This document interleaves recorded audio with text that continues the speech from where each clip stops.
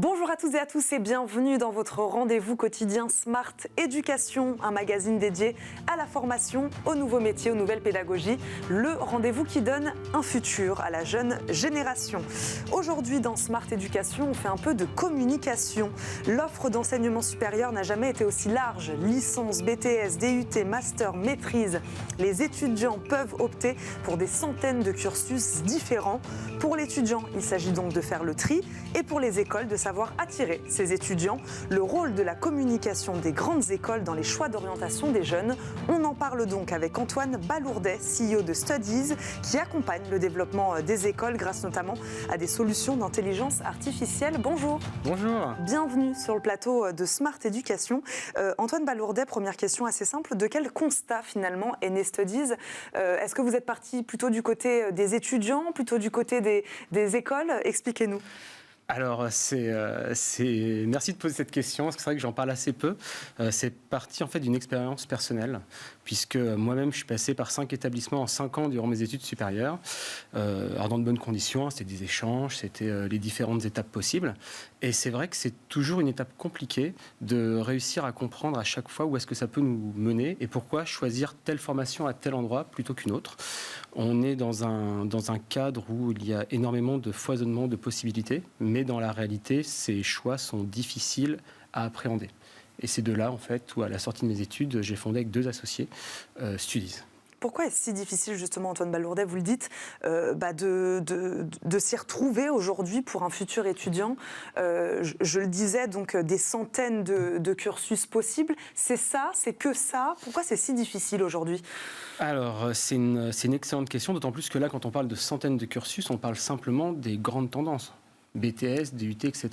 Moi, j'aime bien dire que chaque établissement a une âme. C'est-à-dire que vous avez un corps professoral, vous avez une équipe qui va vous accompagner. Donc, étudier la même formation dans un établissement A par rapport à un établissement B, il ne va pas se passer la même chose. Et effectivement, là, on parlait de centaines, mais en réalité, ce sont des dizaines de milliers de formations différentes qu'il y a. Et j'aime bien dire souvent que malheureusement, il faut un master en orientation pour bien s'orienter en France. Et c'est à ça qu'on essaye effectivement chez Studies de répondre, notamment avec des solutions pour aider à l'orientation, mais également pour les établissements eux-mêmes, et aussi basé sur de l'intelligence artificielle qui va permettre de dégrossir le travail et de guider chacun. On va rentrer dans le détail de votre solution chez Studies. Les étudiants, pour qu'on comprenne bien, Antoine Balourdet, qu'est-ce qu'ils regardent avant tout ? Est-ce qu'il y a des choses qu'ils regardent vraiment en premier ? Ça aussi, c'est une très bonne question parce que ça évolue dans le temps.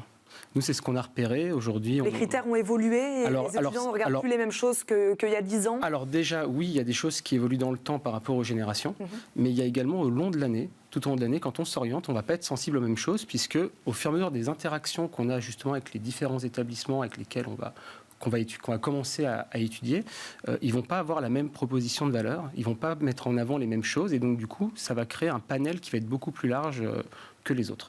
On va prendre un exemple très simple. Depuis 2 ans et depuis le Covid, on a mis beaucoup l'accent sur l'alternance. Quand vous faites de l'alternance, par exemple, c'est plus difficile de partir étudier à l'étranger. Donc on voit déjà que dans un contexte dans lequel on va pousser des choses, on ne va pas avoir, en fonction de ce qu'on va choisir, on va renoncer à d'autres possibilités. Et c'est pour ça que bien s'orienter au début va permettre de réussir à avoir quelque chose qui nous correspond le mieux possible. Donc bien s'orienter, ça c'est du côté des étudiants, du côté des écoles, des universités.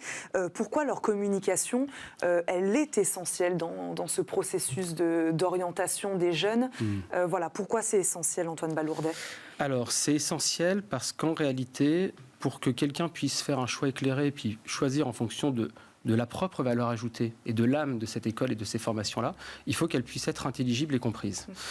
Aujourd'hui, ce qu'on se rend compte, on a équipé à peu près maintenant plus de 200 établissements, et sur le site internet de ces écoles, le temps moyen d'une visite d'un site, c'est 2 minutes.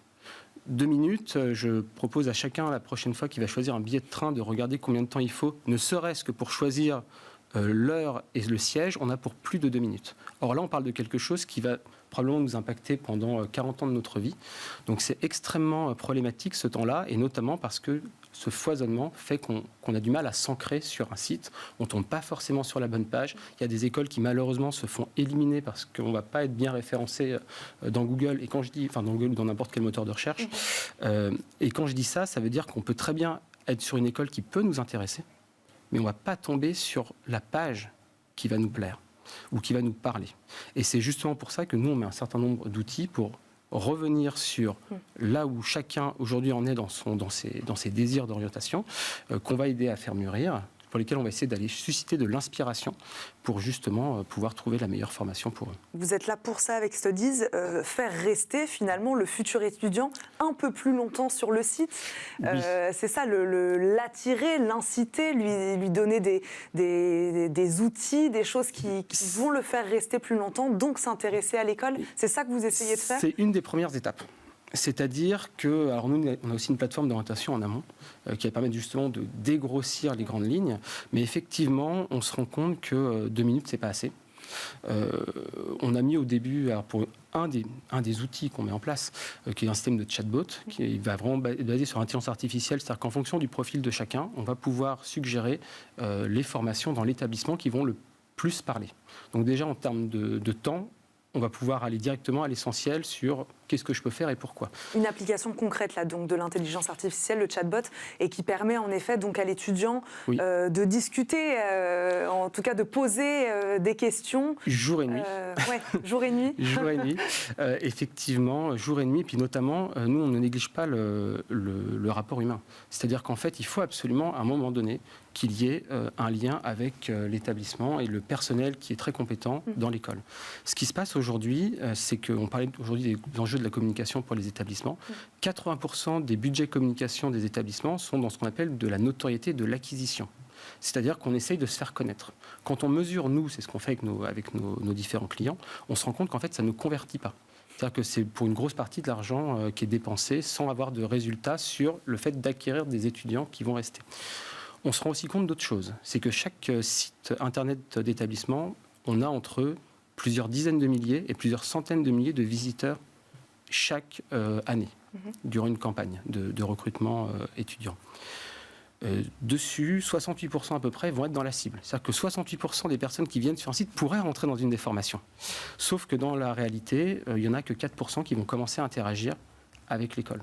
Donc, on parlait effectivement de système de chatbot qui va permettre de capter l'attention, mais également de pouvoir commencer à rentrer en contact. Et après, on met ensemble tout un ensemble de solutions qu'on appelle communément des CRM, c'est-à-dire comment est-ce qu'on va suivre tout au long du processus le candidat ou le potentiel candidat, et également ce qu'on appelle du marketing automation. J'aime bien employer le terme de marketing parce qu'aujourd'hui, en fait, ce que ça va faire, c'est que ça va guider tout au long de l'année vers les messages qui vont être pertinents en fonction du profil de chacun. C'est-à-dire qu'on va directement aller sur qu'est-ce qu'on peut faire pour toi. Sans forcément cibler quelque chose de précis, on veut parler à tous ou on veut cibler ? Alors en fait c'est les deux, c'est-à-dire que quand on construit, on est avant tout une équipe d'experts, c'est-à-dire qu'on se base aussi sur ce qu'on appelle la psychologie de l'orientation ou de la décision, et dans nos outils on met cette expertise-là. Un des gros sujets du ciblage, c'est que pour pouvoir être audible, tout de suite, il va falloir que par rapport, si jamais je suis aujourd'hui un étudiant qui vient par exemple sur un site internet d'école, ça va être de réussir à avoir le message qui va faire que je vais rester, plutôt que partir comme on disait tout à l'heure. Ensuite, ça va être à la fois sur qu'est-ce qui va être précis en fonction de mon profil, mais également sur quoi est-ce qu'on va m'ouvrir pour justement voir ce qui n'était pas vu. Typiquement, si jamais on reparlait tout à l'heure de l'alternance, peut-être qu'il y en a un certain nombre qui viennent et qui ne pensent pas à l'alternance. Comment est-ce qu'on fait pour mettre ça en avant ? Sur ce message-là, je voudrais rebondir, Antoine Balourdet, sur ce message qui va faire rester. J'ai une question qui me vient sur l'employabilité, le taux d'insertion professionnelle. Ça, c'est quelque chose que vous mettez en avant, que vous dites aux écoles de mettre ça en avant. Voilà, est-ce que le jeune va regarder particulièrement le fait que, bah oui, en choisissant cette formation, derrière, j'ai 90% de chances de trouver un emploi. Ça, c'est quelque chose qui est important. C'est une excellente remarque. Il s'avère que la première solution qu'on a déployée pour les écoles, c'est justement une partie sur l'employabilité qui s'appelle Studies Alumni. C'est-à-dire que ça va analyser ce que font les anciens élèves pour montrer... Alors l'employabilité, en général, ils ont des chiffres, c'est pas le sujet. Il faut savoir que quand vous sortez d'une formation, vous avez à peu près 200 métiers courants qui sont faits. Or, ils ne sont même pas connus au sein des étudiants dans l'école. Donc il y a un vrai sujet, notamment en amont, pour se dire, OK, ça m'emmène vers telle ou telle voie qui va me parler, mais également, je vois que j'ai un panel de possibilités, puisqu'en fait, une formation, c'est un tremplin. Justement vers l'employabilité, mais aussi, et là je tiens à faire une petite aparté sur cette génération, c'est une génération un peu particulière qui arrive maintenant, puisque c'est celle de la transition écologique, changement climatique. Donc en fait, se projeter sur 40 ans dans le même métier comme on a pu l'avoir sur la génération de nos parents, c'est plus quelque chose qui est envisageable pour eux. Donc c'est très important de justement montrer l'employabilité, mais aussi la diversité, donc le potentiel de changement. Et le potentiel peut-être aussi c'est ce que vous dites, on va être amené à changer de métier, etc. Donc on veut finalement plus apprendre à apprendre que d'apprendre vraiment. Ça aussi, c'est quelque chose qui intéresse les jeunes d'aujourd'hui, c'est se dire que cette formation, elle va me servir pour ça, mais peut-être pour autre chose. C'est ça aussi qui va les attirer ? Alors oui, ça va être ça, et ça va aussi être surtout le fait de gérer le choix immédiat et ce que ça va figer. Aujourd'hui, quand vous êtes un lycéen, par exemple, et que vous avez vos professeurs qui vous parlent d'orientation, ils vous disent « il faut que tu fasses Parcoursup ». Parcoursup, c'est quelque chose d'administratif. C'est-à-dire que le but, c'est de mettre des personnes dans des places, dans des formations, donc assis sur une chaise à la rentrée. C'est ça l'objectif. On ne parle pas du tout d'orientation, en fait. C'est juste administratif. Donc, je reviens sur la partie d'inspiration. Il y a une grosse partie du travail qui va être fait par le candidat lui-même sur le fait de mûrir sa réflexion, projet. Apprendre à mieux se connaître. Se connaître, et surtout, au fur et à mesure des contacts avec les différents établissements, son parcours va se préciser. Quand on arrive en septembre, on ne pense pas forcément qu'on peut aller étudier à l'international en dernière année. À force qu'on ait 2 ou 3 écoles peut-être qui va nous en parler, on va se dire, tiens, finalement l'international pour moi c'est un sujet. Antoine Balourdet, il nous reste une petite minute. Dernière question. Comment mieux, c'est une question un peu large, comment mieux faire le lien, selon vous, aujourd'hui, entre les étudiants, les grandes écoles, ces plateformes, justement, type Parcoursup, plateforme administrative où on est censé faire ses choix, voilà, pour que tout ce processus d'orientation marche mieux. Voilà, quelles sont, selon vous, les solutions aujourd'hui pour que voilà, tout ce processus soit plus fluide aujourd'hui ? Alors, j'espère qu'on y répond en partie. Alors c'est vrai que chez Studies, l'orientation, c'est une cause nationale.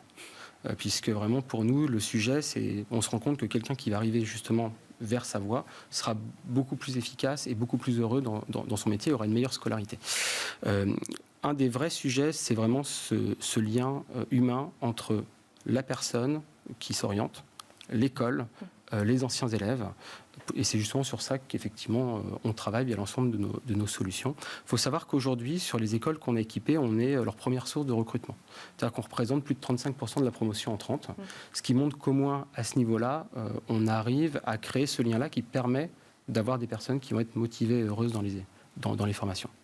On va terminer là-dessus. Merci beaucoup, Antoine Balourdet, de nous avoir accompagnés. CEO de Studies. Moi, j'ai dit Studies, un peu comme study à l'anglaise. On dit Studies. Studies, oui, c'est ça. Studies, très bien. Merci beaucoup de nous avoir accompagnés aujourd'hui dans Smart Education. Merci à vous. Merci à vous de nous avoir suivis. On se retrouve très vite pour un nouveau numéro. À très vite.